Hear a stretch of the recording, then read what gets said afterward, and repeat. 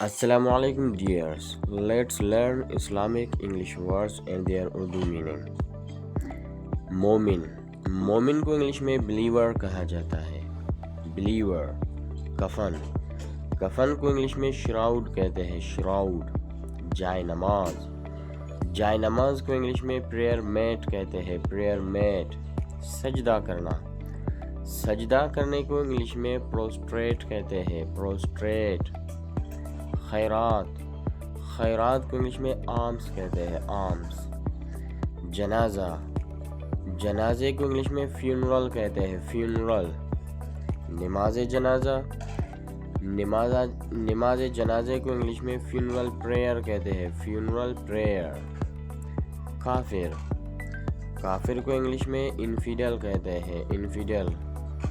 فرشتہ فرشتے کو انگلش میں اینجل کہتے ہیں. اینجل. اینجل. پیغمبر پیغمبر کو انگلش میں پروفیٹ کہتے ہیں. پروفیٹ. پروفیٹ.